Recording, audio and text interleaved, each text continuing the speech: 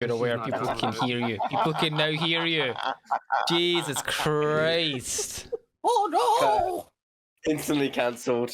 That's it. I had a good run. In the foam pit. You had a good run. So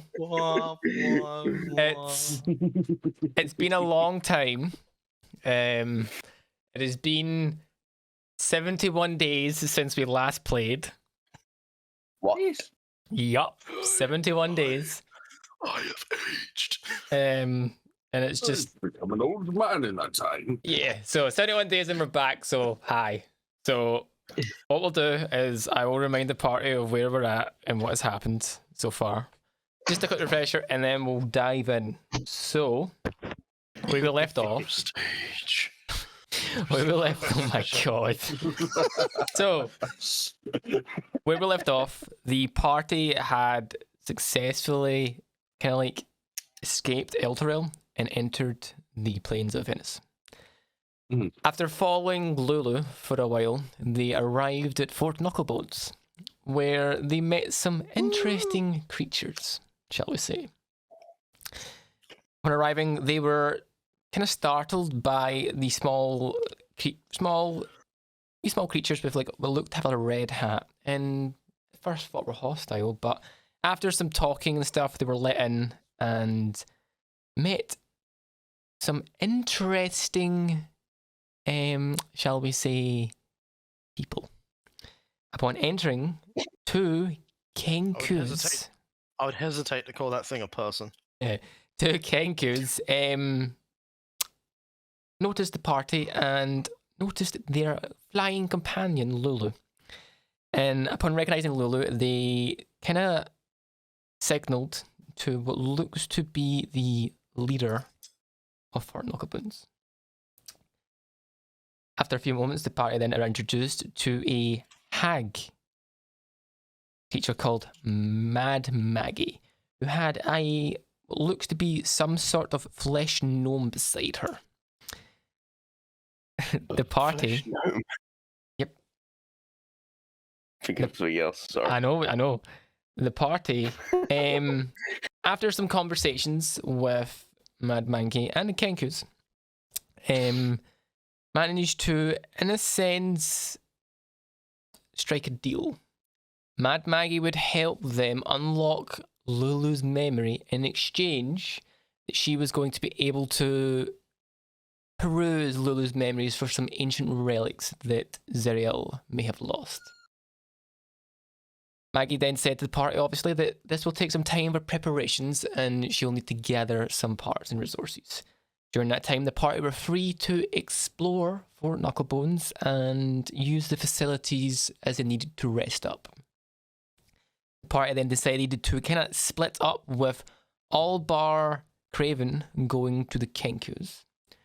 And Craven, I believe by yourself, or might have been with Senric, I think we're heading to... Senric may have been following me. I think we're heading to Mad Maggie, to ask her some questions and other stuff. So, where we will begin? We will begin with the group that has gone to the Kenkus, which, if memory serves me right, was Lulu,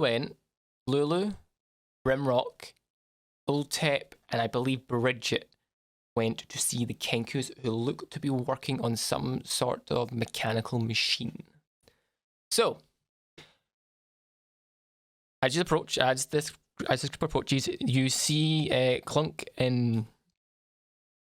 Oh god, hiccups. That's Clunk funny and name. Clank working away on a machine of some sorts. They look to be in like an undescribable language, like more like squawks, are communicating each other, trying to, in a sense, figure out what is wrong. And you can see like Clonk scratching his head and stuff, like with his hand, trying to figure out why this contraption isn't working. So, what is this group doing? Can I inspect the machine? Yes, you can. in So, any way, shape? Upon arriving at this machine, this looks to be some sort of vehicle of some sorts. It's uncovered, and I will show you a picture of what you see. One sec. Specifically, I'm looking for that one. I do have Smith's tools. Hell. They are currently trying to repair looks to be this sort of machine. And they are currently scratching their head and trying to figure out what is wrong.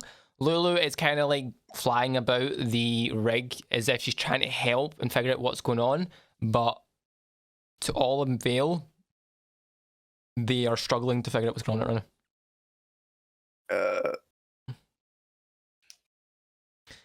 I'm gonna walk up to one of the Kenkus and be like, "What seems to be the problem?" So upon walking up, Clonk replies back to you, says, "Problem not starting. Can't figure it out." Can I attempt to try and fix it? Sure. If you want, you can. So what I'll need you to do is, I need you to either give me, for the sake of this, an investigation check to see if you can narrow down what's wrong. All right. So you can see like as well, Clonk is like there, and Clank is like trying. It's like trying to like turn the engine over sort of style, but nothing's working. It's like it goes and then it'll cut off, and you can hear like a lot of noise. So to try and see if you can narrow down what it could be. Investigation, yeah. Yes. 10. That's one. You get the sense from listening to the sounds that it's specifically something's going wrong. It's as if something's not moving. It's as if something's stuck. You from the noises that you're hearing, you can't determine what. It's something internal, but it's as if like something's going and something's not moving. As if it's grinding. It's kind of like a grinding sound you're hearing than anything else. Okay, I'm going to click my fingers, Mm-hmm. and I'm gonna be like, "I'll solve this," and I'm gonna pull out my little smithing tools. Yep. Okay. And give it a go. Give it a whirl. Okay. Fix whatever's broken. So I will say you've narrowed it down to the point that it's some. It's an internal mechanism that's not working, and we've narrowed it down to it's something in the engine or the gearbox that isn't working. Okay.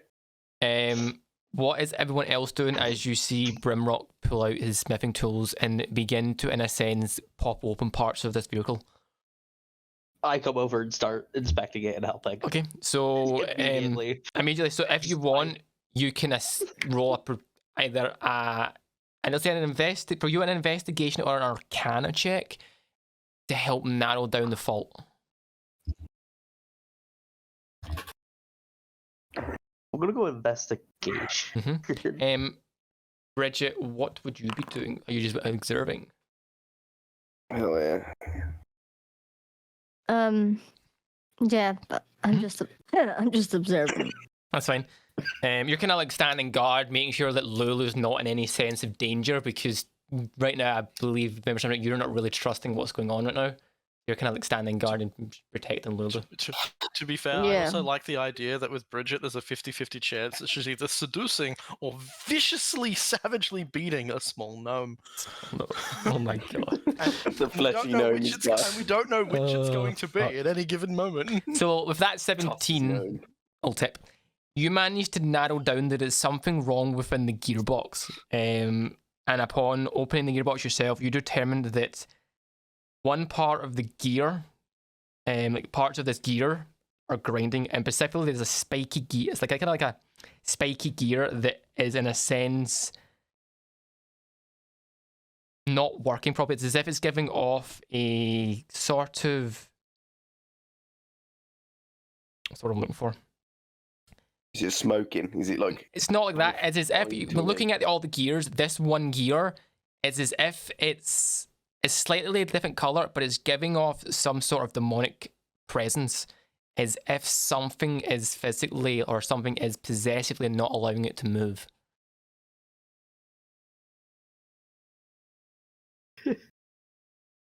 I'm gonna be out of character here. Just need some WD-40.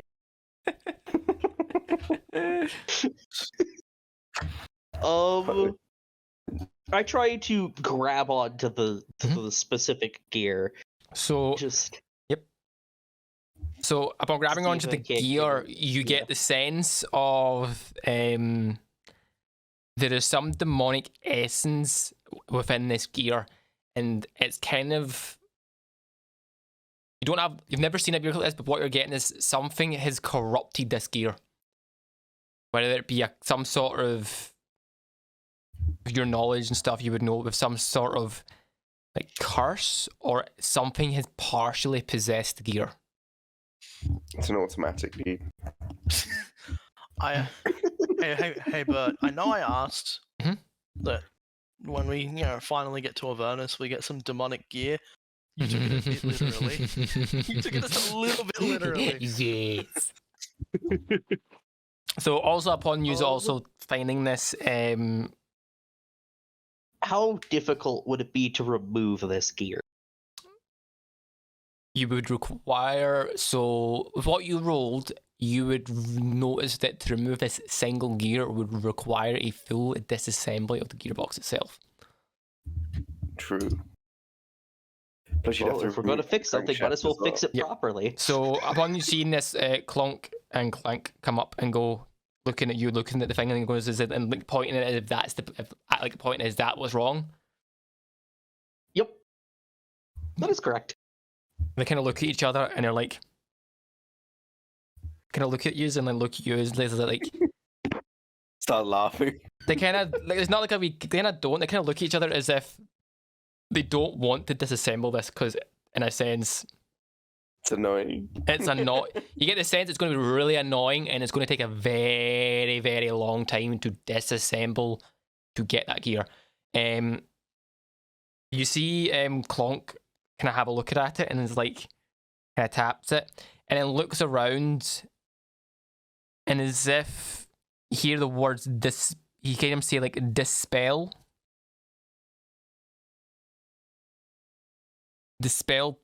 essence, and then you hear a spell presence, and you hear like really bad hiccups, clank, kind of go evil or good.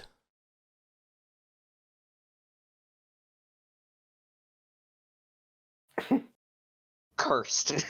That's all I know. Yeah, so As if you're building a PC and just all of a sudden one of your parts just get fucking demonically possessed. There's one RAM card. Ah! It just won't work. You have to do a fucking entire ritual and everything's a pain in the ass. they're kind of looking at you as if they're trying to figure out like, if they wanted someone could fix it. Uh, And I Yeah. have dropped hints. Could I Uh-huh. make with some of my I think I still have parchment. Mhm. Or if not, I have just a journal. Could I make a detailed diagram of the gearbox? It would take some time, but you could, yeah. Well then, I'll sit there and do that Okay. in preparations for a rebuild of it. Okay. What's Rimrock and Bridget doing now? Because both Clunk and Clank have both just said to you, you've verbally said, dispel good or evil.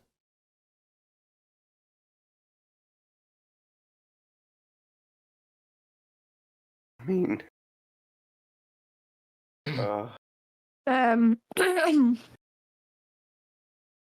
I have a spell called Protect from Evil and Good, Mhm. but I'm pretty sure that's not going to work here. Grimrock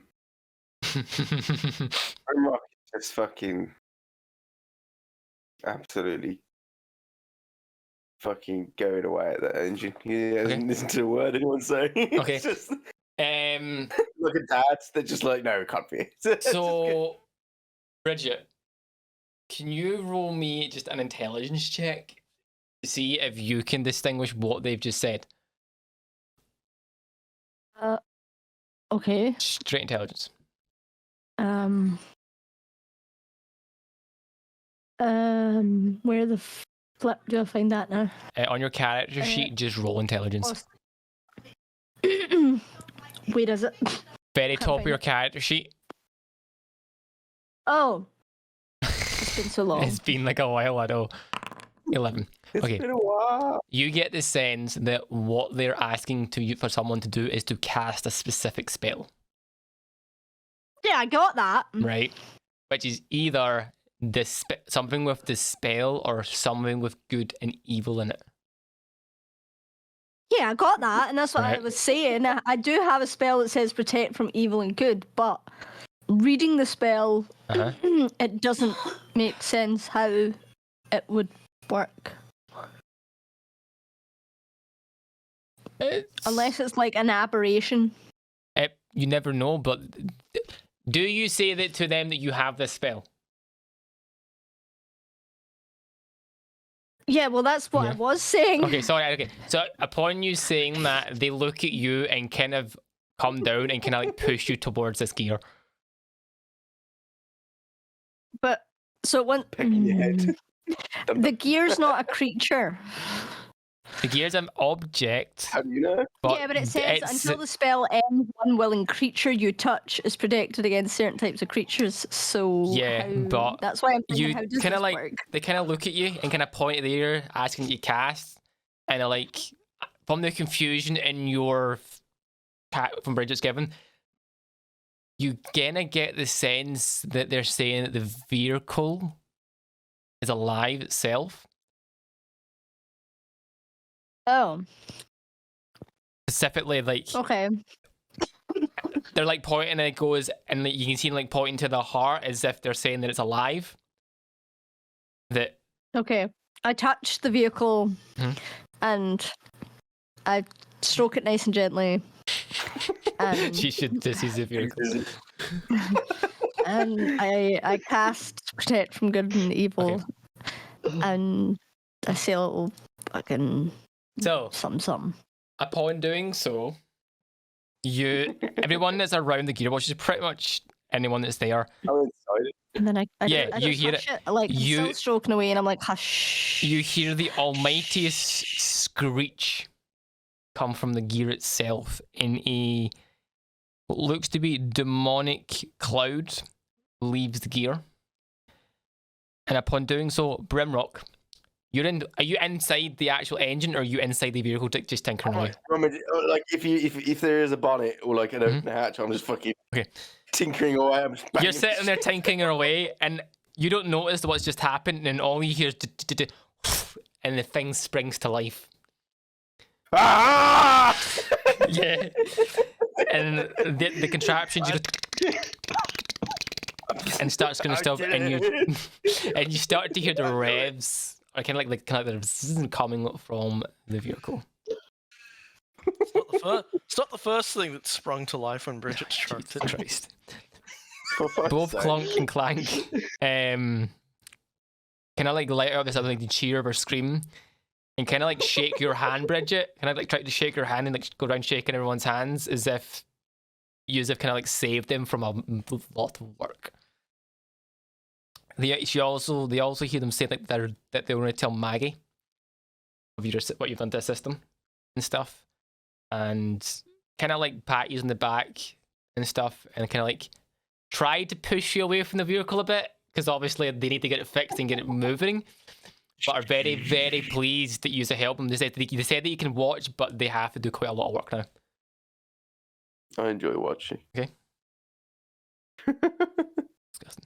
So, while all this is happening, Senric and Craven, you begin to make your way into where Maggie went. So, Okay. Maggie herself went into what looks to be some sort of like a ramshack building and stuff, but looks to be well maintained. There is no door, it's more like a curtain sort of style, and upon entering the door, or entering this way, you see Maggie rummaging through like bits and pieces of paper, some parchments here and there, as if she's trying to gather information and knowledge. You also notice that kind of standing not too far away is is Mickey, you were introduced to. And he looks to be, from what you see, he's like kind of walking with a limp, and every time he like walks, you hear this faint sound as if he's in some sort of pain. He's walking, and Mad Maggie's just rummaging around stuff. Hasn't noticed you's come in yet. She's kind of like focused more on like trying to rummage around, trying to find stuff. Huh? Okay. I'm going to sort of move further into the building. Yep. So and then just Mhm. without even sort of revealing my presence, I'm just gonna start talking. Okay. Just, I still find it hard to believe you're just going to help us. obviously hearing you hear like Maggie goes, oh yeah, well, willing to help you, yes, but obviously I am getting part of a like bargain out of this. I'm getting like potential locations of artifacts, and upon looking around now, you see all these trinkets and stuff lying around, like crystals, bits of armor, some runes that have been carved into stone, and some weapons and stuff, as if she collects them in sort of style. She's like Even shop. stuff. She's like, what I'm looking for. You get the sense that she is going to help, but she's getting more out of it than you would probably. Because we're primarily after just one sword, right? Yes, she's primarily after the Zerial's sword.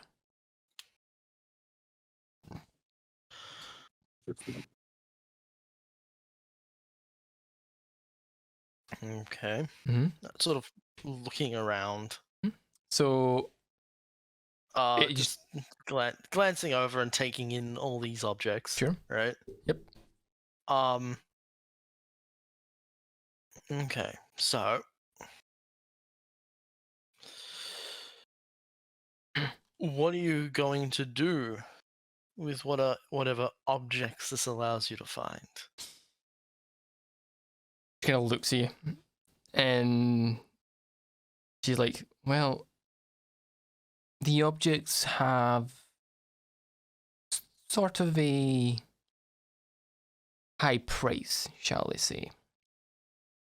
These objects were from Zerial Fell and have a high value, but also a high, must say, magical presence as well.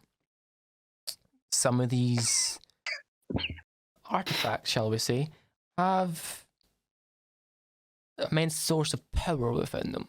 None that exists within the Avernus itself, or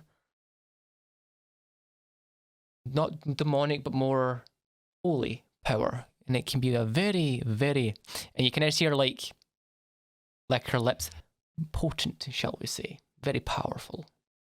I grip my sword tighter. Mm-hmm. Oh, why? Because it's a holy relic. Yeah. It's exactly what she's saying she's after. Upon seeing you, this is that your sword compared to the stuff that I could get from diving into Lulu's mind. Oh, the power they would give off! It was as if your sword would be a tiny, tiny drop in the ocean of power that they would have. So while you're having this conversation, Senric, Mickey kind of comes up to you, limping and groaning, and kind of starts pointing it at his foot. He points at his foot? Yeah, specifically, he starts pointing at his foot as if he's wanting you to look at it.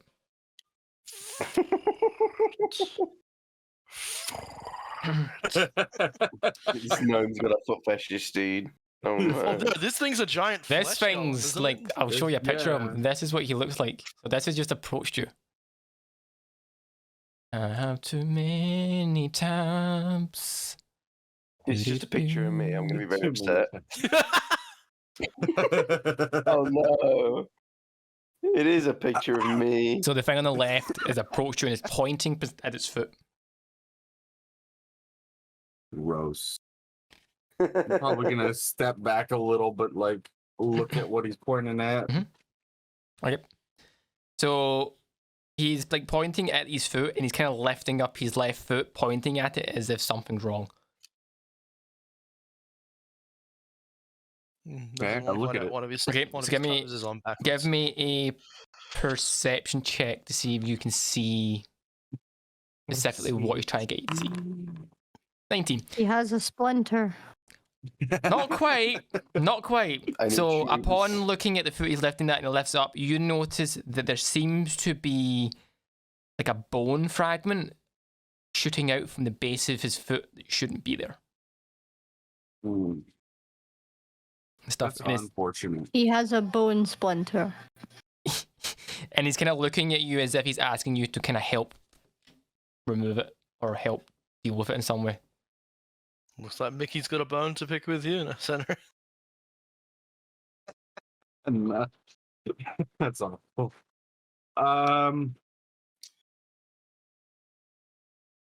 Fuck it. I guess we might as well be nice to the people that are Mhm. gonna help us. I try to pull it out. Okay. Upon seeing you kind of like go to like as if try and remove this, Mickey kind of like sits down like on what looks to be like just a box and stuff, and kind of like puts his foot up, and you're kind of looking at this. This is like quite a large bit of bone fragment that's sticking out. You believe you can remove it, but obviously there's always a risk that you can't. So, in order for you to successfully remove the bone without doing any more damage than you should, I need you to give me a medicine check. Medicine. Uh-oh. Yes. See who medicine. 20. You take a moment and you kind of like examine where this thing is. You know where this bit of bone is, and examine how you're going to do this and stuff. And you kind of like put both your hands round this and give it a tug. And you do, Mickey does feel a bit of pain. And you kind of go like on the count of 3, 1, 2, 3, and pull. And you pull it out with such force and so quickly that all you hear coming from Mickey is a large yelp kind of style. And you remove what looks to be about half a foot size bone shard from the base of his foot. As it's run up to the back of his stuff. You There's a removed bit- half his foot. There is a bit of blood. Hey, But- I was like, Mickey you make himself, a medical decision. Mickey kind of amputate. looks at you and kind of stands up and isn't making the like groaning sound as he walks, and kind of like hops about and stuff as if he's happy that he's no longer in like discomfort or pain. He hops it. Starts dancing. Irish dancing. dude. Seeing what you've done, Rhythm. Mad Maggie kind of looks at you and goes, "Oh, was that what he was whinging about? He's been moaning for the last day or two about something was wrong and stuff, and I couldn't figure it out and stuff." He says, "Has that got you happy?" And you just see him like kind of nod his head and stuff, and he kind of like walks out the wee building, the building you're in, and you can see him kind of walk around, but you also see like the wee people with red caps kind of all come round Mickey as if they're like saying like looking at him, and Mickey like pointing at his foot as if he's feeling better, and they kind of like go away to do what they need to do. That was eventful. Yeah, you're lucky you rolled a fucking 20. Okay, so, of all these magical relics that are in the room, Mhm. are there any that catch my eye? Okay, give me Are there a. any particularly interesting ones? Okay, so give me a perception or an investigation check to see if anything within the room catches your eye. You're like, I'm assuming you're looking for something that you've seen before. Potentially. Or something that just Stands like, out. something that interests me, something I Okay. might want. Okay, give me an investigation or perception check. 12. You have a look around and there's nothing immediately catches your eye. But you do notice, as you bring your glance back round to where Maggie is, you notice that she's put a pouch on the table.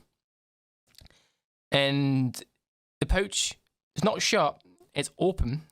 And within it, you notice that there is what looks to be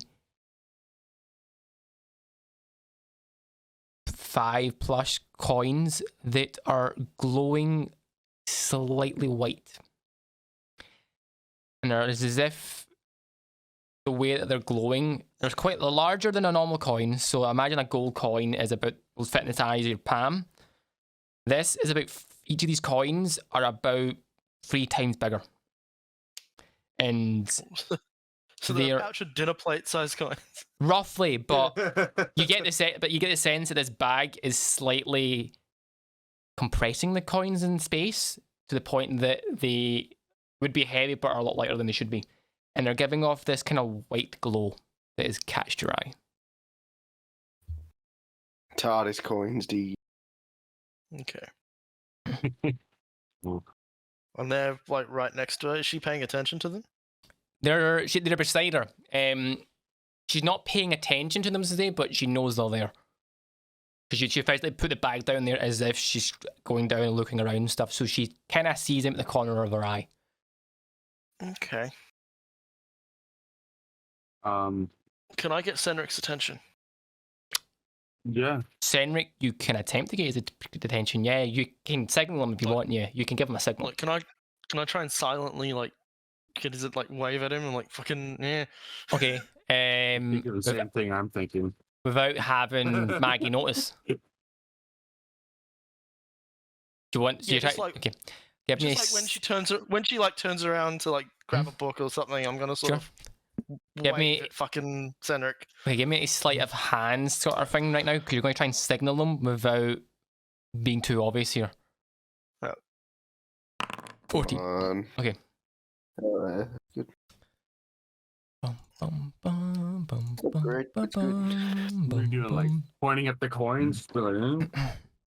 Yeah, sort of wave, point at the coins. I'm gonna do a thing where I like nod at you and then nod at her. Okay. It's like last Jedi. Nod at you and nod at her. Okay. Kind of like say distract. You know what I mean? Oh, that was that. Yep. Yeah. Okay.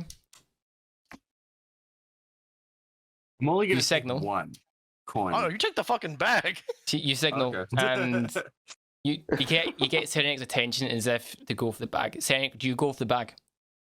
Yeah. Okay. He got our attention successfully. So I'm gonna walk right the fuck up to her on like the opposite side of the fucking. mhm. So you kind of walk up to her and stuff, coins, and what you try to do, I'm Senric. gonna keep like pressing questions. Okay. So Senric, as obviously Craven's having a conversation with her, trying to distract her. Senric, as you begin to reach for the coins, out of nowhere, the coins, as if by an unknown force, dart straight towards the hag. And she catches them in her hand. She rolled really high in her perception. Okay. She goes, I didn't even do sleight of hand though. I didn't even do my sleight of hand. But check. it was best to describe it as you were doing it. She noticed like you were beginning to approach it, and as a subconscious thing, she just went. Just took points. Telekinesis did it. And he goes, "This is no. This is. I can't let you have this." It says, "These are, let's say, worth a lot here." It says, "Have you ever seen these before?" No. Giant bulkhead. She kind of puts her hand in and We're pulls trying to out. just have a look. She kind of reaches in the bag and pulls out a coin. So this coin is about the size of a small dinner plate. You notice that the coin itself is kind of almost, it's not like round, it's kind of like rugged. And the glow from the coin by itself is bright, but you can look at it. And upon looking at it, you notice that the coin itself looks to have some sort of features. Features that you wouldn't expect from a coin. Upon looking at it more, let's see if I can get a picture for you. You notice. Is there like engravings of like Kama Sutra images on the side of the coin? No, but you notice, if it will let me display it, the coin, after the kind of glow Wow. dies down. It's a gear. Yeah, so it's kind of like a gear sort of style. The glow itself dies down, and you get the sense that the coin is giving off power. Maggie. Mm.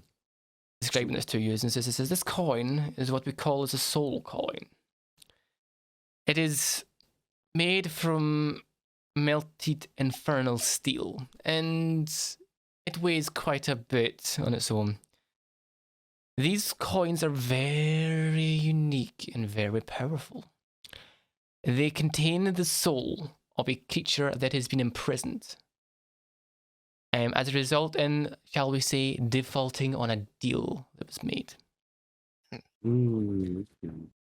These coins are used for a variety of things, but more likely these are used to fuel the vehicles out there. And stuff. It says, the coins themselves are very valuable stuff. And Wouldn't be the first time I've seen something trapped in a round object.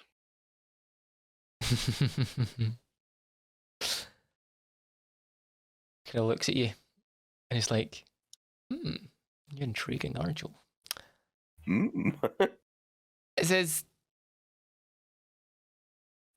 these coins, we'll see. It says they are worth quite a bit. It says, and you kind of like hands the coin to you, Craven, as if it says, "Yeah, please have a look at it if you wish." It says, it's fairly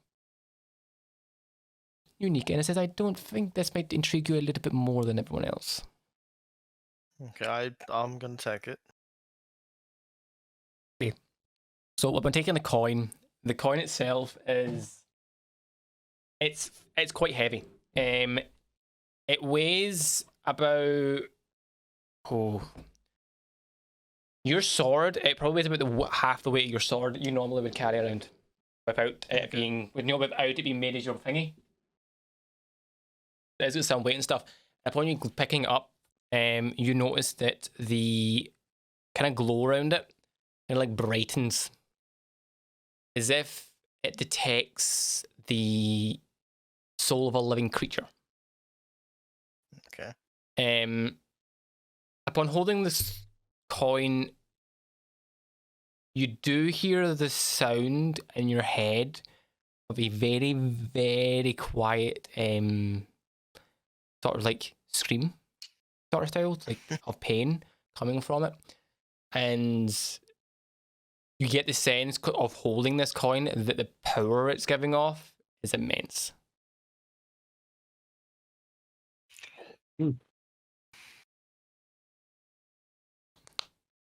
I can see what you mean by them being powerful. Yes, they are very powerful. It says, the soul of a living creature has a lot of power and it can be used in a lot of ways, especially in hell itself. As I said, the coins specifically here are used. I specifically use these coins as fuel for my vehicles that are out there. As each coin themselves can power one of those vehicles for a tremendously long time, shall we say.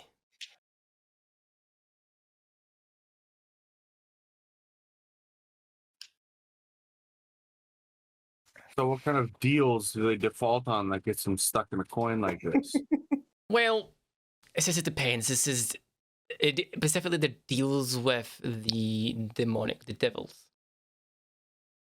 It says if someone, in a sense, tries to wiggle their way out of their deal, or in a sense, doesn't hold up their end of the bargain, shall we say, the contract itself can become de facto to the other party, and their soul can be taken as payment and used and stored in this coin to be used at a later date. Most of the people that, or most of the, shall we say, living that they factor on their deals are the ones that try to double cross or try to make a deal with one demonic creature, and then make a deal with another one to try and counteract it. And if in turns null and voids the previous one, forfeiting their soul. Could this be used against the devils themselves? She kind of looks at you, and she kind of looks at this is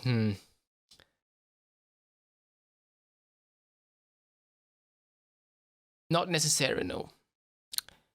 The souls being that powerful, yes, if used with the correct machine, could defeat devils themselves. But on their own... What I mean is, if you were to trick a devil into defaulting on his own deal, could you put a devil in one of these coins? And in one of these coins, no. It says these coins are more for the mortal realm. For a devil to be trapped in like a coin of this magnitude, no. It says they would need to be contained in something much larger and much stronger than this. She kind of like looks around, and you kind of like see her like point at a crystal. For a devil to forfeit its contract is extremely rare. But you would be looking at something like that. You're just pointing to like what looks to be a bluish crystal. But the crystal itself would have to be massive to contain the power of one of them. And even then, she's kind of looking, she's only ever heard of it happening once. That a devil has forfeited its contract. And upon doing so, was trapped inside one of those crystals. I point at the crystal. What's in that crystal? That is just a small fragment of a crystal that was found around the outskirts of Fort Knuckles. Oh, so nothing. It's more of a cosmetic item for here and stuff. But it's just an example. It would require to be a very large, very strong crystal to contain one. Yeah, that's funny. I just happen to know a story about a powerful devil being trapped within a shield. Kind of like upon hearing that, you're gonna go, a devil trapped in a shield. Oh, you mean that person? It says, It says, you're talking about... I now need to look up his fucking name. It has been so long. Gargoth or the Hidden Lord. Gargoth. He's... Jim. Gareth. He's not a full-fledged devil. He's more of a fiend than a devil, shall we say.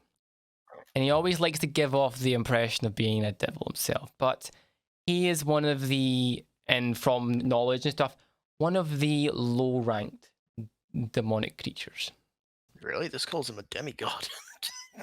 Not, well, specifically, he is, in comparison right now, Krogath is a fiend imprisoned in the Shield of the Lord. And apparently in this book, that's what he says. It says specifically for him. Okay. Stuff. Powerful? Yes. He's climbed the ranks. He is powerful. But not as powerful as a full-fledged archdevil, shall we say. Fair enough. And by any chance, can you describe the shield to me, please? I mean, it was just a story, but Just describe it from your stories. It's just, I'm curious to see. golden shield, demonic face pictured on the front. Mm-hmm. Couple of spikes here and there.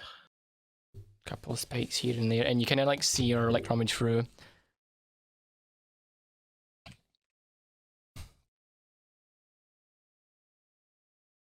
I need to look this up. I just saw an image of what it looks like in 5e, so I'm really vaguely describing what I just saw. Yep. Kind of a kite-shaped shield. You know, like see her for a moment and stuff, and she like looks and goes, ah, yes, it says.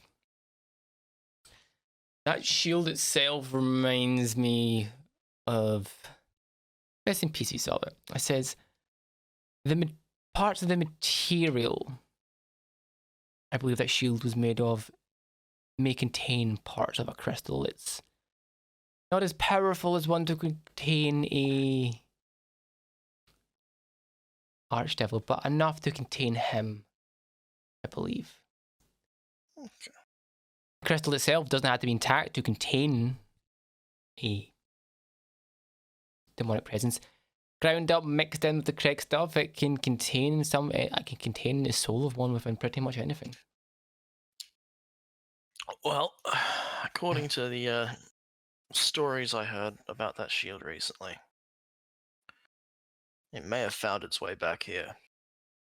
He kind of looks at you. And he goes, oh. You can like see her like scribbled down and says, I need to find that shield then. I'll be worth quite a bit of money and stuff. And it says, even having him on my side, for some knowledge that he contains.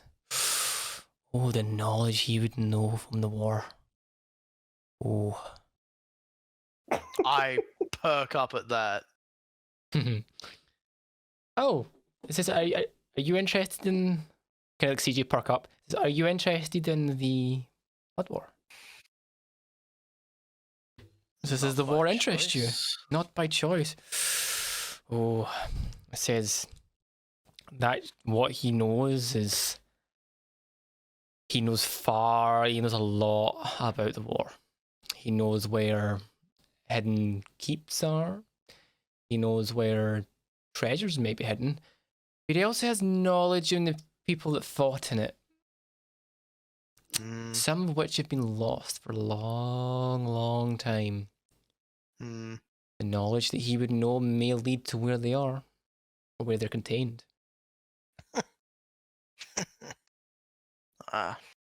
So that's what he meant.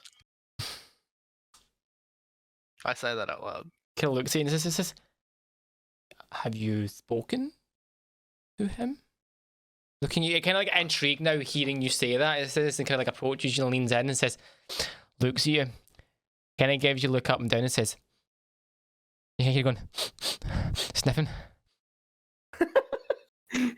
As if she's like trying to get a sense of something, and says, you've been in contact with him. It says, Okay, maybe they weren't just stories. oh, it says, you've handled the shield. I can smell that fucker's presence on you.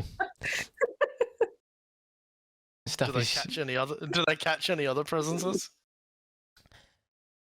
no, I know specifically. No, she's more specifically. She's homed in on Gorgaf. She's homed in on him, Okay. and is getting the sense. And you can now. Can you give me a? Let me just double check this. A wisdom saving throw, please. Oh Jesus! As you begin Wisdom to, saving? yep, as you begin to this feel is- something pry into your mind. 21. You resist, but you get the sense that Maggie was trying to dive around your mind a little bit, and she goes, "Just, says you're a won't powerful one." But do that. says, she kind of looks at you and says, "I didn't mean to intrude. I just had to get the sense that you were not." I shall do this. Not influenced to the point of your own, influenced by him to do a little bit of bidding. And it says, what I've seen, it says, the interactions you had with him were, intriguing. It says he's as if he's left a part of a mental, part of his presence behind, shall we say, like mental He ghost, made- shall we say. Let's just say we made a deal. Oh, it says you made a deal with him. It says, care to elaborate on that, or would you like to keep it to yourself? I get information. He gets out of the shield. Oh, interesting.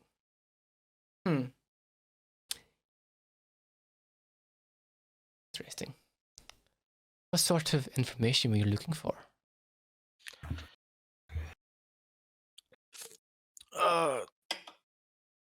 Little mystery about a character who may have taken part in the blood war that's been bothering me for about 50 years. Interesting. Well, he would be your best man, shall we say, to get the information you need. I myself don't know much about. Anyhow, it says. Well, I can tell you this much about the blood war. Mm-hmm. It's named aptly. What I read, I That believe was- so. From what I've seen, I know so. Oh, interesting. I will leave it at that. It says I don't want to pry too much and stuff. I have a lot of preparation that I need to do in order to delve into Lulu. I'll tell you what.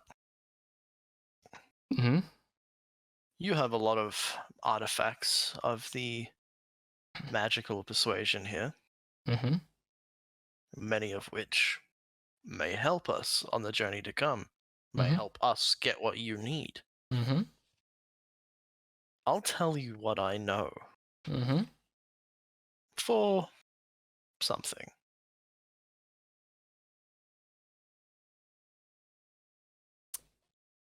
Upon hearing you say this, she kind of looks at you, and she looks at you, Cedric, as well, and says, "What do you have in mind?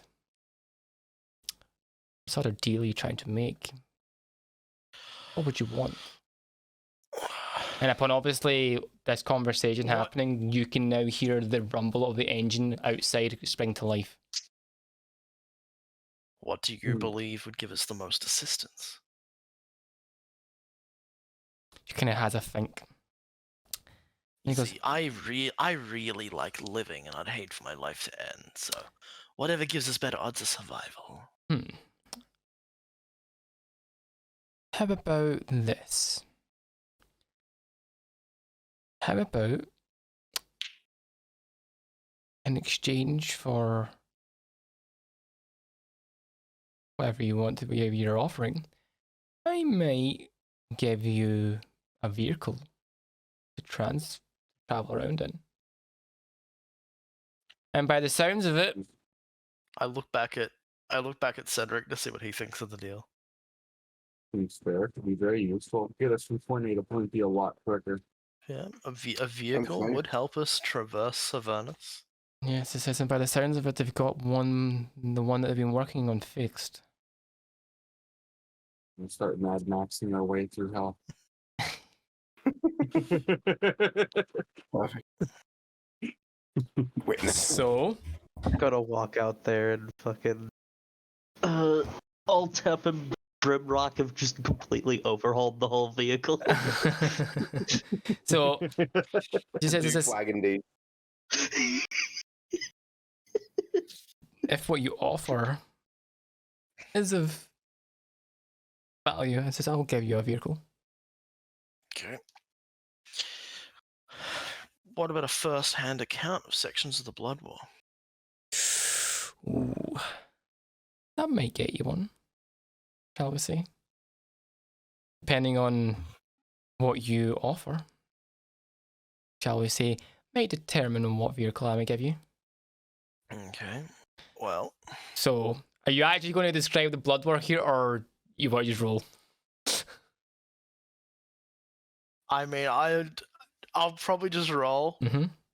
So- I'm not gonna go through a giant Yeah. description. So, for all intents and purposes, I will say you and her sit down and have this Describe what conversation I- and describe it. Because I did witness part of the fall of Zariel. You witnessed quite a lot, so I will say Yep.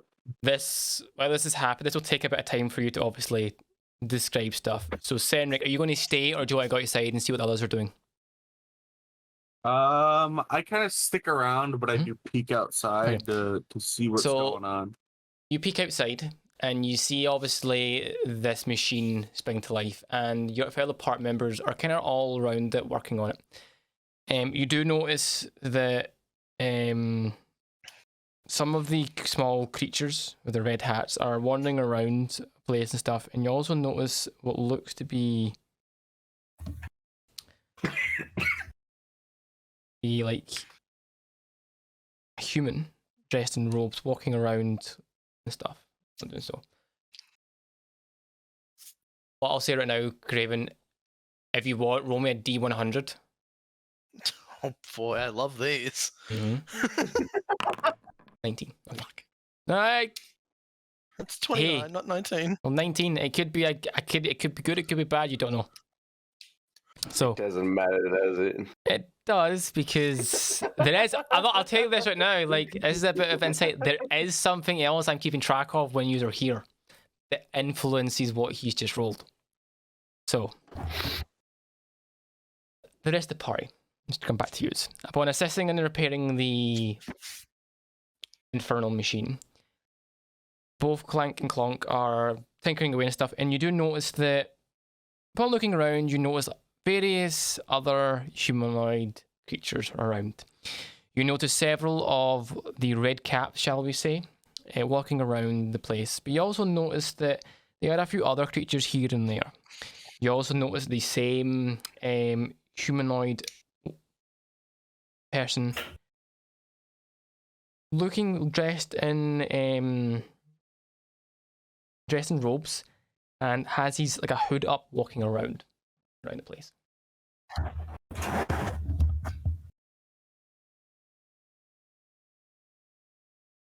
Where's our elephant friend? So your elephant friend, so Lulu herself, is kind of still with, kind of like hanging around the Kenkus and stuff, and you kind of get the sense that Lulu is telepathically talking to them, like kind of like talking to them, kind of catching up as they're working on the machine themselves.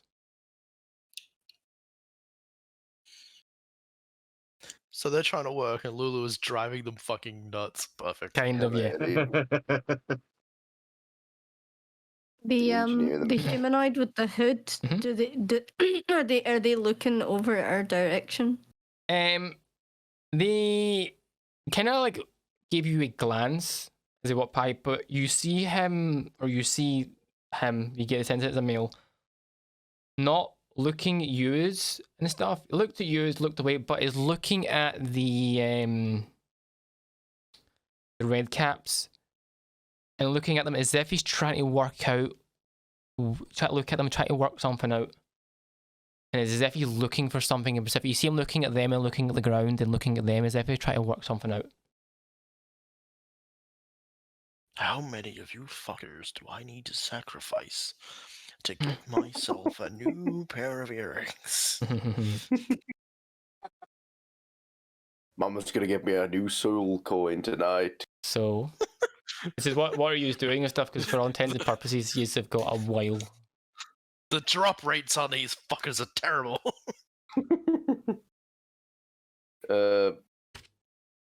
So I see this dude, correct? Yeah, you all see him. After all, Like fucking- you all see him. He's not being discreet of looking around, walking around. He's not like hiding himself. He is looking around.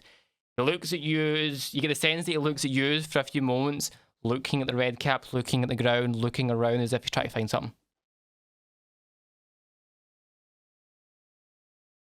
I'm gonna approach him and be like, "What are you looking for, friend?"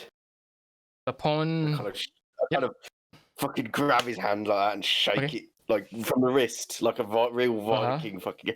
So, upon grabbing his wrist, you startle him, and upon doing so, he turns to look at you, and you. We'll make out.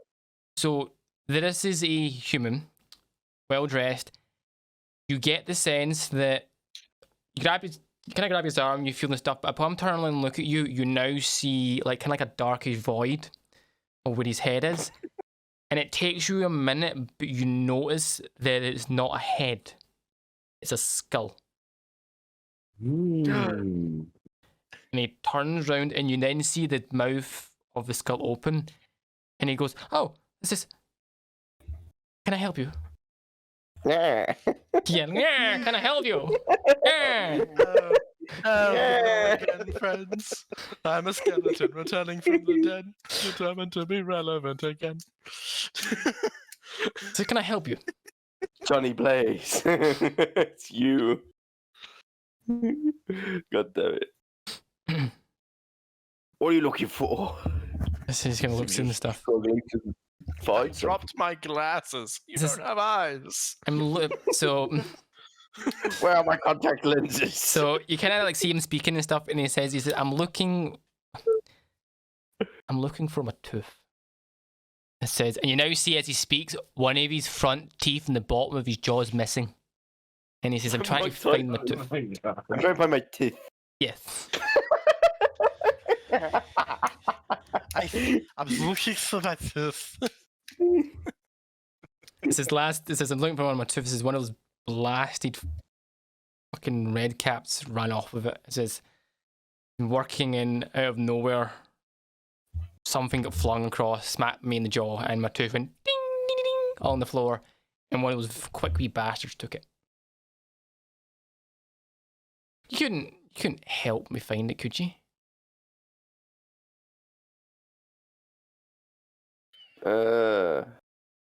Sure. Fantastic. It says it might not be worth a lot to everyone, but I kind of need it to restore my face. A tooth is a tooth. I've lost plenty, and I'll just screw in. Oh my Like- god! Kind of looks at you and he goes, yeah. It says it's fine. It says What's Ye- losing one more? it's kind of like looking at you, kind of like uncomfortably, and says like, if you can God, help me golden filling find it, Caps and shit. I'll might be able to assist you. It's okay. Did you loot? He'll fight tooth and claw. God, stop with the shitty pun.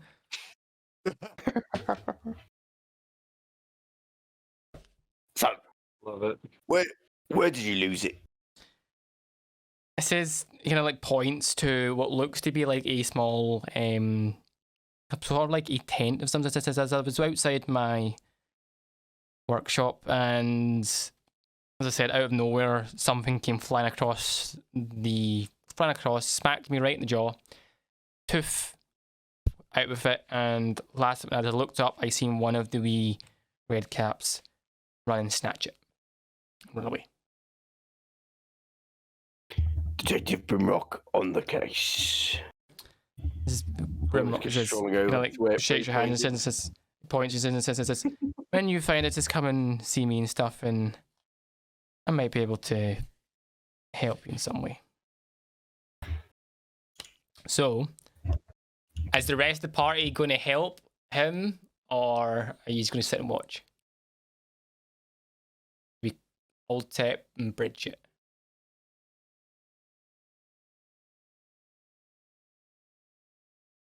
I believe I'm still Mhm. drawing the gearbox. They're on the and, gearbox. moving on to the rest of the vehicle. I'm gonna stay by Lulu. Okay. So, Brimrock, you begin to kind of go where it was and stuff. Can you give me a perception check to see if you can? Perception check. Yes. Oh no. See if you can work out where the small red cat ran to with the tooth. 4. Upon looking around, you kind of see multiple footsteps, multiple prints, and you kind of like see like red. You kind of see like you out of the corner, you see a red cap dart across from like one to the other, and then you see another one, and then you see another one, and then you see another one, to the point that you start getting confused. I'm like, wait, what? And then you just kind of like walk around and try to find them. So I'm gonna try and grab one. sure, I will say you just grab any of them. Yeah. Right, so you can reach and grab the next one. It kind of looks at you and pulls out it like and goes ah, screaming at you, and kind of like reaches tooth, kind of looks at you and shakes its head like no, don't know where, as if it doesn't know what you're talking about. God damn it.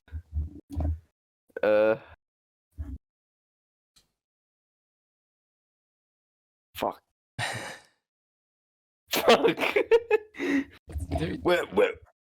Tell me where. If you were to take a tooth, where would you take it?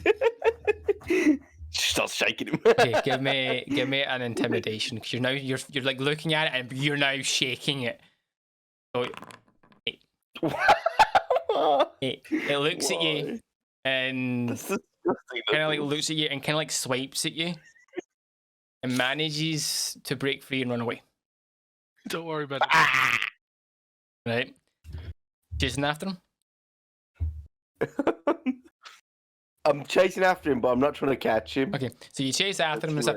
I will say while you're chasing after him and stuff, we'll jump to the other party members. So, Old Tip, you're still drawing the gears, and Bridget, you're still watching Lulu. I would say the more example for Bridget, you will see this because you're watching Lulu. You notice that approaching yours looks to be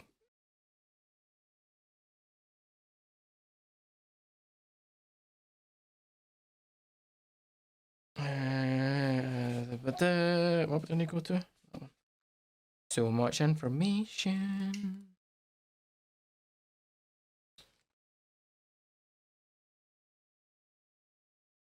Why the fuck am I having one of these moments in my brain? You notice that what looks to be a group of red caps and a group of what looks to be a slight color difference of them.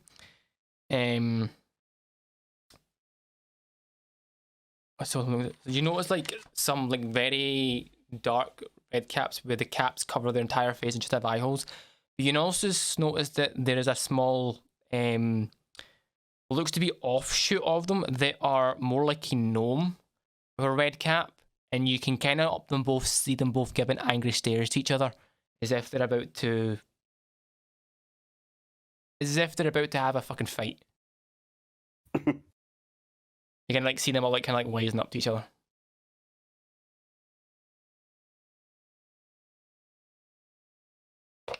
Just sit back. What? Are they close to each other? So, for all intents and purposes, so where you are, there is where you are where the machines is. To your left, when you look, there is like probably about 5 red caps, kind of like all talking to each other, but are darting off to your right, looking at your right, where you see a group of like 4 or 5, about 4 or 5. You can't really tell madcaps, which are slightly different, looking at each other, and it is as if they're about to have a fight right where you are. So, what's the size of the gap between the two of them? So, for looking at it, they're about. So you're in the middle. I would say the red caps are about 35 feet from you, and the mad caps would be about 40 feet from you. Okay, so not that close shit. They're not that close, but you, with your passive perception, and you've seen a couple of fights start, get the sense that something's about to go down here. Are they walking towards each other, like? So they're kind of like looking at each other, and they're kind of like slowly approaching, Mm-hmm. but not. They're trying to not make it look obvious, as if they're trying not to catch someone's attention. Okay. Who you don't know, but it's like they're trying to sneak closer to each other to do this. I'm gonna wait. Mm-hmm. I'm gonna ready a Mhm. fire arrow, So you can take a fire arrow and notch it. Okay. and once they get to like 10 foot of each other, Mhm. I'm gonna fire an arrow, like right between the two of them. Mm-hmm. Okay. So they get to 10 foot. You fire the arrow. You fire the arrow. Are you firing it Yeah. at them, at the ground, in the sky? What are you doing? I'm firing it like at the ground between the Okay. two groups. So you kind of go and fire your arrow. I won't get you to roll for this because you're technically aiming at the ground. Upon doing so, the arrow kind of goes and bursts into flame, and it's bright and it is loud, and you do catch the attention of everyone around and turn around. Upon doing so, they both look at you and look at each other and kind of that like frustrated look as if they're ready to want to still fight. But you didn't notice firing. So, Altep, can you give me a perception check, please, to see if you notice this? Because technically, you are still on top of the vehicle.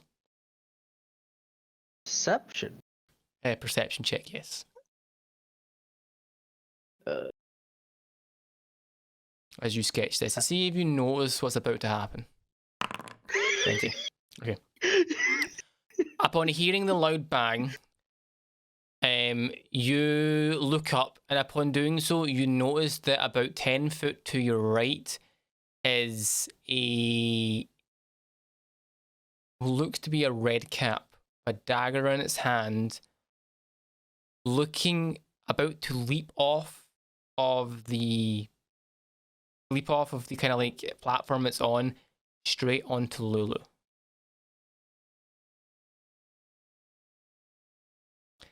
I kind of. But technically, since I was watching Lulu, wouldn't I have seen him? Not when you fired the arrow. Yeah, but wouldn't I have seen him like up there So before? not until when they got 10 foot to each other, you fired the arrow down. Mm-hmm. Obviously, the arrow is large. It's a fire arrow, so it casts a flame and makes a noise when you cast it. It kind of explodes. The downside of that is you have to take your eye off of Lulu to hit it. These wee creatures, Oh, so it was a King- distraction. you looked away. The only reason that Ultip seen it, more specifically Ultip, you heard him running. And you just catch him as he's about to leap off of what he is on onto Lulu. I would say I guess blindness / deafness on this. sure. Shit. Must make a constitution save. Okay. I'm casting it at the 2nd level. Oh fuck. What is it? What do they need to do? They be casting at 2nd level. Must succeed a DC 14 constitution save. Constitution. This is just where I fell on it. Constitution save. Spell slot of third or okay, so I don't think it does anything past until third. Okay, Constitution save. Fails. Ooh. You can blind or deaf a creature. Choose one creature that you can see within range. You make a Constitution saving. So if it fails, the target is either blind or deaf, and your choice. Do you want him to be blind or be deaf? Blind. You make him blind. He just loses all sight. Okay, you see him about to leap, and at the last second, you make him go blind, and he gets startled and leaps, but misjudges his footing and begins to fall. Bridget, you now see falling to the ground and hitting the floor, a couple foot from where Lulu is, a red cap with a pair of daggers in his hand. I immediately run and leap and just do a mad dramatic save dash thing. Do you kind of get in between Lulu and this red cap? Yeah, basically okay. I'm trying to grab this thing that's fallen. Okay. And get him away from Lulu. So you can grab him, he can't see you, so you can successfully grab him, and you currently have him kind of by the scruff of his collar, like holding him. Mm-hmm. And you see him flailing about as if he's trying to get away. I pin him to the whatever this vehicle is. So you pin him to the vehicle. Okay. So upon doing all this, the red caps scatter. And so the mad caps. And we'll say for all intents and purposes, Craven, upon you hear the explosion in the building that you're in, and upon hearing this, Maggie gets up and makes her way to the door. Your conversation's coming to an end of what you described, and you hear her coming, looking at the door and seeing what's going on, and you hear her shout you hear her shout, "What the fuck is going on here?" Okay. She begins to make her way towards you. Little shit by the collar and wave him in the air and be like, "This little shit just tried to make a go for my friend." Kind of looks at the red cap and looks at you, and you can sense You can only see Mad Manny look at it, and you can then see you see the red cap kind of drop the daggers and kind of grab its head, as if it's in some sort of pain, as if something's delving in. A few moments pass, and the creature falls limp in your hand. And as he says, Give him a shake. You give him a shake. There's no response. There's no response. She kind of looks and says, "Well, what a shame this is. The red caps are very handy and stuff, but are easily entitled to any bargain they can make." And you kind of see her look at the others, and you see them all kind of run in fear. And you get the sense that the one that is currently in Bridget's hand was kind of the leader. And you hear Maggie saying, "He made the deal." It says it happens from time to time and stuff. A deal with who? Have I been left alone in that shack? Well, did you come out or did you stay in? Did you stay in? I'm assuming they've just walked out. She's walked out. She walked out. She walked right out. I'm planning to follow, but I'm alone in here. Well, with Senric. But I would say, for all intents and purposes, you were alone for a good couple of minutes, about 5-10 seconds before you would have went out. Okay, cool. What is the smallest magical object I can see? I'm looking for rings or something. There is a ring on the kind of chest of drawers next to the bed that you could probably snatch. Cool, pocket. Okay, pop the ring.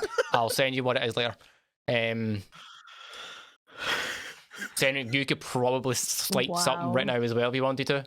I have a look around. Let me do a good perception. Have a look around. You can make out 6. You can make out what looks to be a small. Oh God, one sec.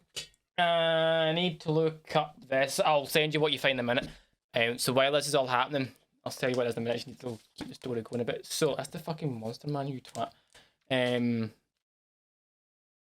Whilst you just make your way out and stuff with a item in hand,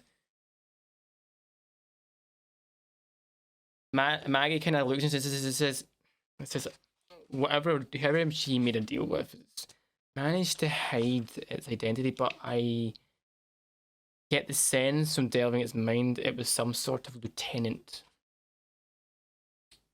Oh, it says, and I got the sense of Zeriel as well. It was one of Zeriel's lieutenants. Who exactly is I couldn't tell you, so if whoever it was managed to hide the presence.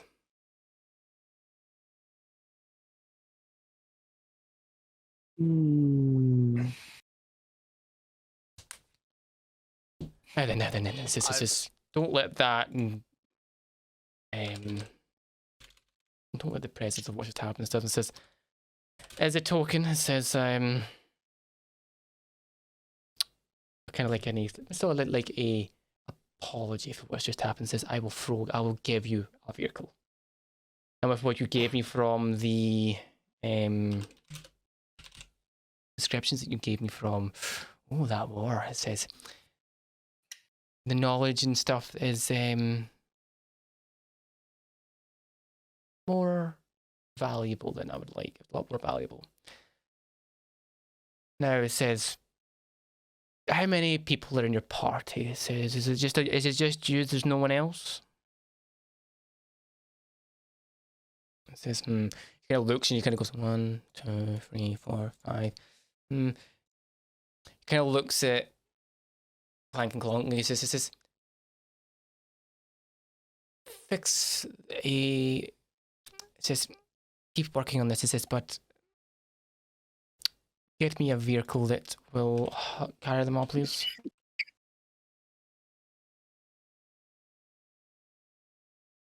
Helps I can spell. And combat vehicle. Am I still holding this dead thing? You can be if you want. Is it definitely dead or is it just unconscious? There is no response from it. He eats the gnome. Into the sack. It's dead. I was literally just thinking that. Okay. You kind of like you kind of see like Ultep kind of look at you, open the sack, and kind of like give you that knowledge. I was you know just what about to do. to say. I was going to say. I turn to Ultip and I hold up this dead thing, and I say, "Are you planning any experiments at some point?" Possibly. It's either an experiment or just feeding our pet. Yeah. Well, if we remember We'll pull it rightly, out later, it'll be completely bones. the pet only likes live things, doesn't it? Well, If we last if time it's really that hungry. Yeah, we don't know. He's Yeah, she says. I say like while he's having this conversation, she kind of looks at Kenkus and kind of says, either get that thing there you're working fixed for them, or give them the scavenger. It's one of those two will accommodate them. Now then, who has the bag? Ultip. Does Ultip have it? I think, Okay. yeah, it's still me. Ultip has I it. throw the dead corpse at Ultip. Yep, you throw the corpse or Ultip. So- Shove it in the bag. It's like stealing beer glasses from pubs, isn't it? Just like Yeah. So, shove it in. while I find what you just grabbed, Maggie kind of goes and says, now, says, we're about ready to perform the, shall we say, ritual. Was I able to swipe anything or You not? are, I'm just about to send you them. Oh. So, hell if I can spell. So, you grab, apologies, my dyslexic brain. So, obviously,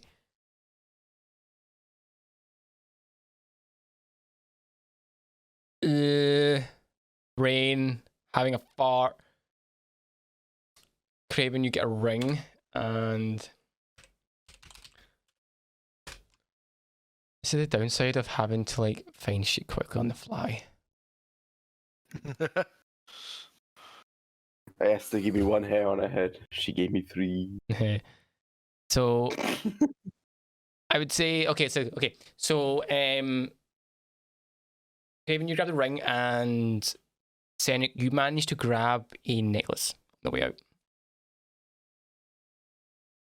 Okay. Do I So have to do a sleight of hand or no? no, you're able to just take it. Okay. So, one sec, let me just check something before I send you this.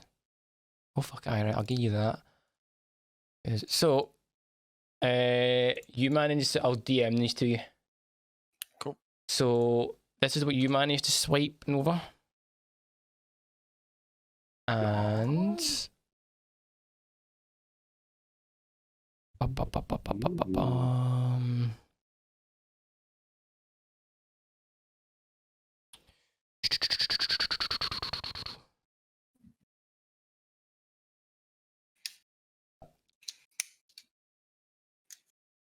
And this is what you managed to swipe from what I've just rolled.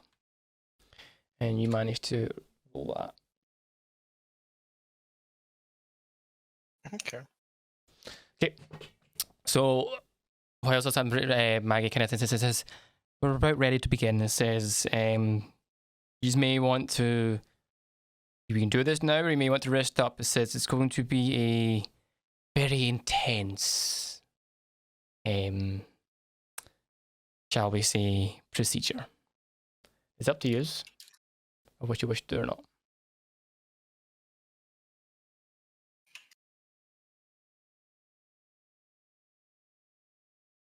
So it's up to you if you want to. What's the procedure? So, from your knowledge before, Maggie is going to, in a sense, dive into Lulu's mind with you. So you and Maggie are going to go into Lulu's memories and try to retrieve the information that you need that is buried within her subconscious. Kind of like what happened when Kraken went catatonic and you had to dive into his kind of like mind to get him out. This is kind of good. You get the sense of what she's described to you is going to be the same thing, but more intense. Oh boy. A lot more intense. Because the way to describe it, Kraken, you were more non-responsive, but weren't trying to hide anything. With Lulu, the information's buried and you don't know what barriers are going to be in your way. Cool. Also, I have a question. Yes. Is that ring of a specific damage type? You have a resistance to one of the damage types of ring. The gem. You can either roll it or pick. I'll say you can roll it or pick one. I would say roll if you want. 1, 2, 3, 4, 5, The D10. 6, 7, 8, 9, 10. Okay. I'll just roll a D10. Roll the D10. I'd rather let you roll it and stuff. I don't want to influence this, so let you roll it. I also don't want to just pick because that just seems. Yeah. So let you roll a D10. 10. Thunder. Okay. You get thunder. And then obviously Senric, I'm pretty sure when you equip that it changes something. Is that's hold on, let me see. Let me add that for sure to my inventory. I've added it to my equipment, but I'm not wearing it yet. Fine. I believe you both have to attune to your items. Yeah, you both require attunement, so you would need to take a short rest to attune. It's a short rest to attune. So I had to equipment or to backpack? That's a good question. It doesn't matter. Equipment's what you have equipped. Right now it would be in your backpack until you take a short rest, and then it becomes equipment that you're wearing.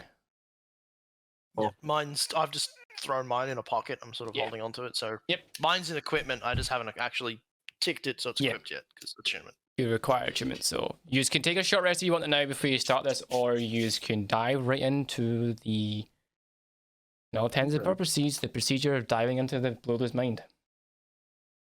Yay. I'm It's up to alright. yours. So depends on whatever else. I'm good on health, but I don't have any spell slots. Okay, we can do a short rest then. You can take a short rest if you want.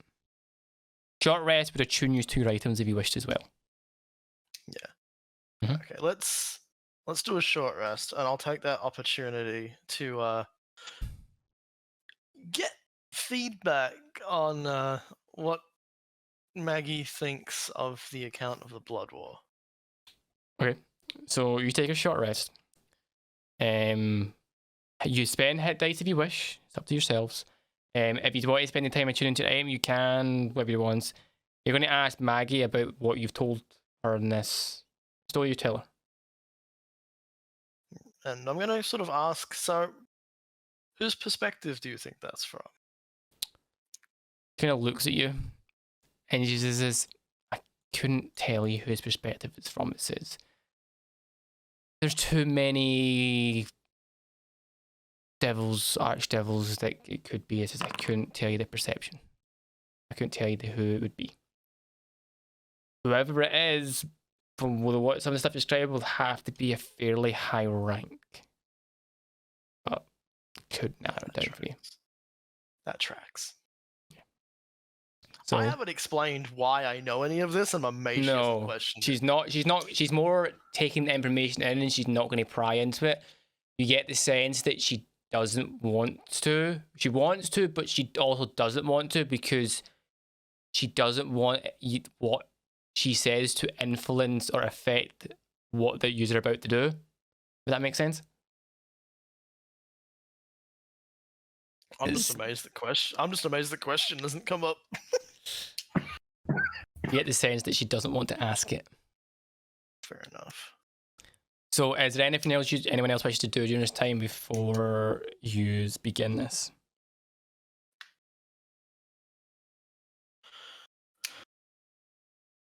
I would say I would say for all intents and purposes, Craven and Senric use attune to your items. Yeah, I've just Okay. So, and I see old tip is experienced hit dice. So, I just equip it. Or how do I it should, attune? if you equip it, it should change part of your character sheet automatically. Well, it's supposed to adjust my constitution, and it doesn't look like it's been adjusted. Oh wait, hold on. It Did you says attune? attune. Yeah, so go down to attuned items. Wow. Take it there. What is that? Magical, literally. There you go. You're a little bit more beefy. Fuck me, you're a beefy fucker now. Holy fuck! You rolled. So I rolled for each of them on the table, and that's what you both rolled. Holy shit, your hit points for a rogue. Fuck me. Alright, he'll be up in front with Brimrock. Holy literally fuck. doubled in hit points. It doubled his hit points. Holy shit. Chad Rose. Imagine if we gave that to Brimrock. It's just the absolute chat Hey, of rogues. You could give it to Brimrock, but holy shit. So anyhow, Maggie kind of leads you into. So after you've had your rest. Do you want to trade? So Considering I play like a face tank. oh my god. So It's funny. I love it. Maggie leads you into Best Christmas gift ever. This is just leads you into a not her me building, a building slightly adjacent to it and stuff, and says we will perform this in here and stuff. And you kind of see her look at kind of like Mickey, kind of give a signal as if to stand guard outside to not let anyone in. Maggie, on the ground, begins to, for all intents and purposes, begin the ritual. She begins to draw on the ground a circle of sorts that represents kind of like a fiendish circle of that encircling the ground, and aligns several and ascends runes and other bits and pieces around. She also then begins to place several comfortable black cushions at the center. She then looks at Lulu and asks, Lulu, can you please make rest on these cushions? Which Lulu kindly lies on these cushions. Maggie then kind of walks over to a small table and picks up 2 skulls and places them on the circle. Noting that she is sure her sisters won't mind. Kind of like mumbles, you're gonna hear sisters, I hope sisters you don't mind me doing this, as I need to pick your brains a bit. And you kind of see her place each spine. It's kind of like the skulls at either end of the circle. Maggie then instructs yourselves to take a place within the circle. And it says to make yourselves comfortable, have a seat on the floor within the circle. You can sit wherever you wish as long as it is within the circle, she says. It says, but please try not get too close to Lulu herself. Quick question. Yes. Do arcane connections to the minds of other beings affect this? What you're about to do, or what I gave you? What we're about to do. I'm asking Maggie. Yeah, asking Maggie. It says the connection to other. No, it says Boba said we're. No, it says we're. What we're about to do is we're about to, in a sense, kind of delve into Lulu's mind. More specifically, her dreams. It says the connection to your connection won't be broken or whatever it is, or you still have a connection. It's as if you're more of a. What's what I'm looking for? A passenger along her dreams.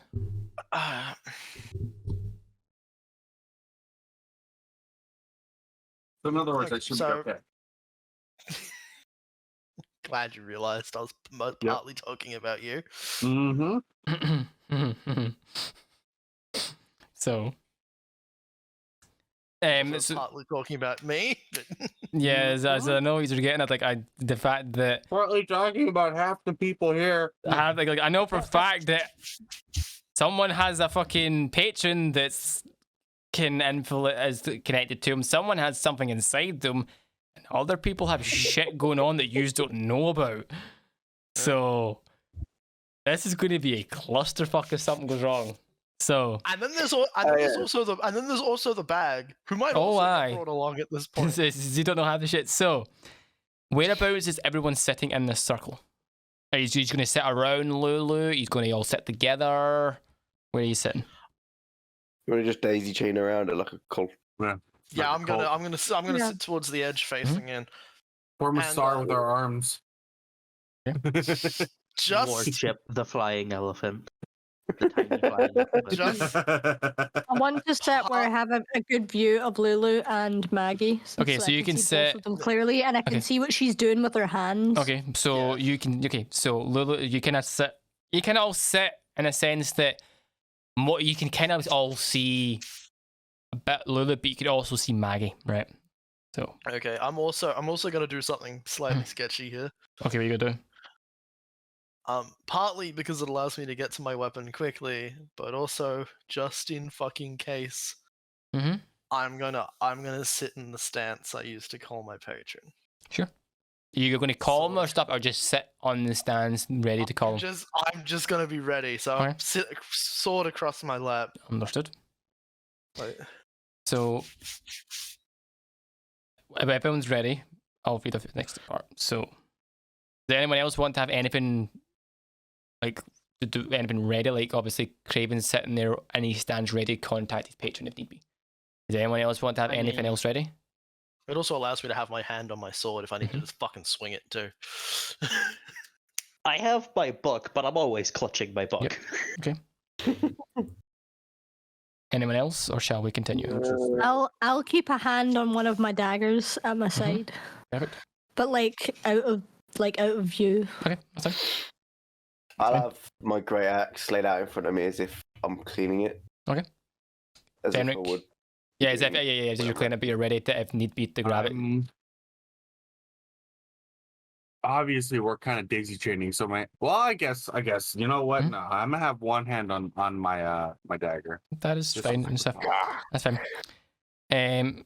Maggie, one who's having sitting down and getting yourselves comfortable, begins to give you kind of instructs you what's about to happen. It says, we're about to begin the kind of like procedure and ritual to dive into Lulu's mind. During this should only last about 10 minutes stuff if everything goes according to plan. It says, during this ritual, everyone within the circle will, in a sense, be mentally linked to each other. So the 5 of yous and myself will all be linked together and then in turn linked to Lulu herself. That's dangerous. I must insist that during this procedure, that once I start, that no one leaves the circle. If someone does leave the circle, I'm afraid we have to start all over again. So please try to remain in the circle. A lot nicer than I thought she was gonna. I would have to kill you. It says, I also will say this, it says, there might be a few bumps in the road that we're not ready and stuff because we still don't know what is protecting the memories within Lulu's mind. So be prepared. Also, I must tell you this.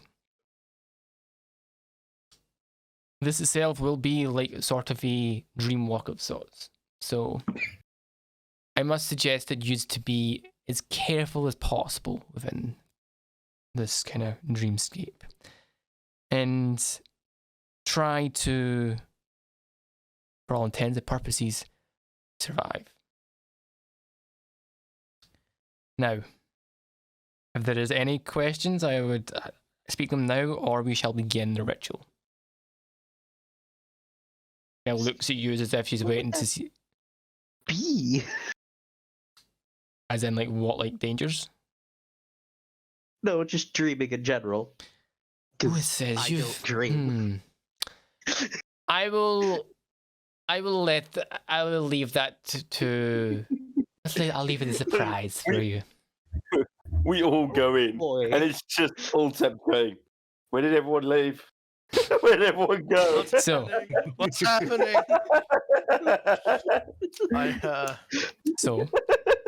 I'm gonna look over at the party members that have done this before, since 2 of them haven't. 2 of them, yep. So they're gonna look and stuff. Look at them. And just sort of be like, "You ready to do this again?" Then they kind of look. It's up to you. Is he's gonna have my nod, or he's going to just say it?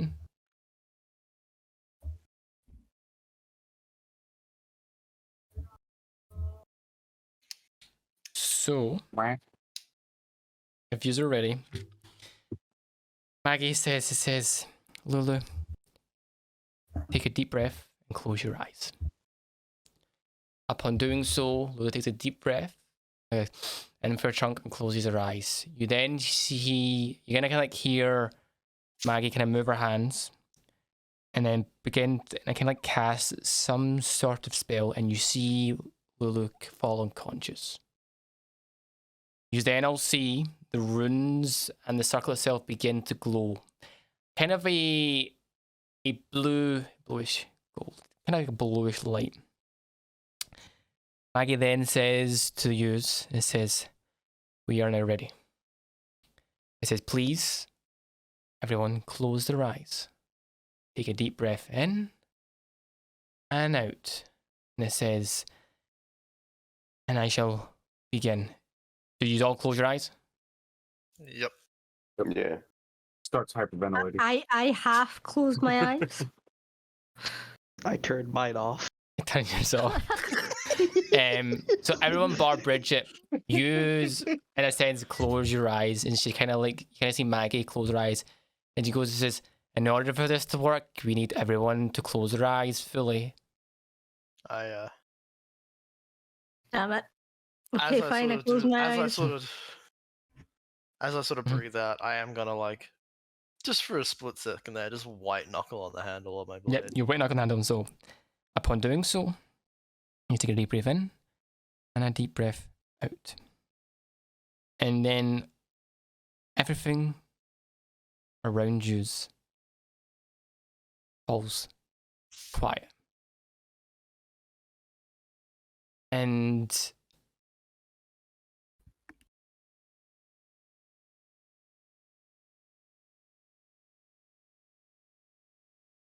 for all intents and purposes, you are now floating, just yous, in what looks to be a dark void. There is no sign of Lulu, and there is no sign of Maggie. A few moments pass, and you kind of get the sense as if you are being pulled towards something. And you all hear in the void, Maggie. Kind of like call out to you as if, can you hear me? Do you respond? I will say I can hear you. Okay. It says good. It says it looks like it's working. It says Sounds like she's tapping a mic. yeah. You can hear it says Is this on? I can't. Testing. One, You kind of hear her. You hear her say, mic she kind of like working? says to you and stuff. It says, she says, my link to Lulu isn't as strong as I've not been with her long enough to be able to material myself within her dreamscape. But don't be, I am here. I just can't materialize myself in her dreams. This is the connection between all of you to her is a lot stronger. That's why you can all see each other, whereas I am not here. Now, it says, let us begin, and you now begin to see, you're kind of going to see yourself getting closer and closer, what looks to be like, imagine like the light at the end of the tunnel sort of scenario, as you get closer and closer into what looks to be a dream. And that's where we'll stop. As you begin, as you, in a sense, begin to enter Lulu's dreams. The Shadow Realm. Yes, the Shadow Realm. Ball Z. So we'll stop here because it's a really good place to stop. Is right here because Yeah, shit can I happen. really didn't expect that elephant to have such perverted dreams. So we'll stop here and stuff, and also gives me time to fucking next bit ready because my voice is going to shit, and this next bit's going to be fun. So are we all going to be back on Friday next week? Should. Should be. I mean, I'm working Friday, Saturday. Okay. So it might be a bit go, but That's fine. Like, worst case, we can do Saturday again if everyone's fine with that. It just depends on when everyone's available. yeah, Saturday would be good. Let me have a look. I'm I'm looking with very either. hard. Yeah, I'm actually down for Saturday. I'm off Saturday. Hell yeah. So, that's fine. So we'll plan on. We normally would do it on a Friday. If we can't on a Friday, we'll do it Saturday. To let you know, I'm better letting you know this now, that potentially, and I'll let everyone else know this, potentially starting next year, we might have to shift the day we do D&D, That's fine. right? From potentially Friday to Saturday or Sunday. It's just, they're changing my working hours start of next year, and it's a bit of a cunt. So, it kind of fucks with my prep time. So we'll see, but I'll let you know closer to the time if we have to change the day. So we'll be back next week Friday or Saturday, depending on when everyone can get together, where the party will enter Lulu's dreams and hopefully find the information they need and stuff. So, thanks for watching, and we will be back next week.